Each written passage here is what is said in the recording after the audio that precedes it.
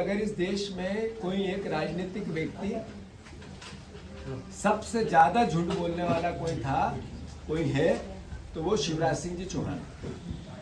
उनको अगर गूगल करके देखो तो सबसे झूठ बोलने वाला व्यक्ति कौन, तो शिवराज जी चौहान साहब का नाम आता है। साथियों, जो बात लगातार एक साल से मेरे प्रदेश कांग्रेस के अध्यक्ष बनने के बाद से कांग्रेस पार्टी कहती आई है और उससे पहले से भी कांग्रेस पार्टी कहती रही है कि शिवराज जी जनता से भी झूठ बोलते हैं, व्यवस्था से भी झूठ बोलते हैं। 12 मंगलवार पिछले चले गए, मैंने उनसे टाइम मांगा कि मुझे आप समय दो, देश के कृषि मंत्री, मैं भी एक पार्टी का अध्यक्ष हूँ, कांग्रेस पार्टी विपक्ष की प्रमुख भूमिका निभाती है आप ही के राज में, तो मैं किसानों के हित और अधिकारों की आपसे बात करना चाहता हूँ, पर उन्होंने समय देना उचित नहीं समझा। ये मेरा व्यक्तिगत रूप से कोई अपमान नहीं है, व्यवस्था का अपमान है। मैं शिवराज सिंह जी चौहान को अगर थोड़ा सा भी राजनीतिक रूप से मर्यादा बची हो तो देश के उपराष्ट्रपति ने आपके काम के तरीके पे सवाल उठाए और ये कहा है कि आप कर क्या रहे हो। इतने साल से किसान अपने फसलों के दाम मांग रहे हो और आप मौन हो, चुप हो, क्या प्रयास किया।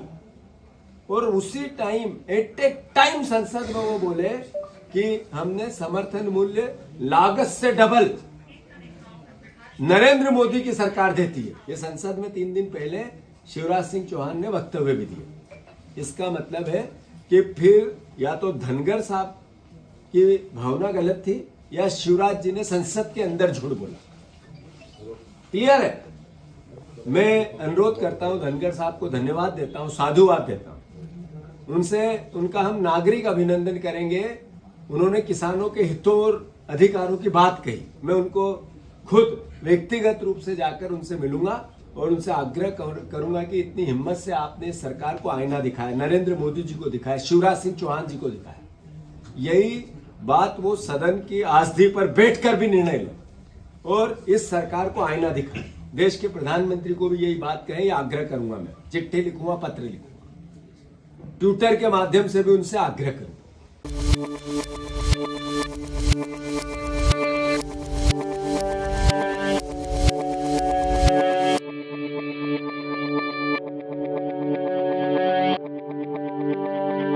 अगर इस देश में कोई एक राजनीतिक व्यक्ति सबसे ज्यादा झूठ बोलने वाला कोई है तो वो शिवराज सिंह जी चौहान।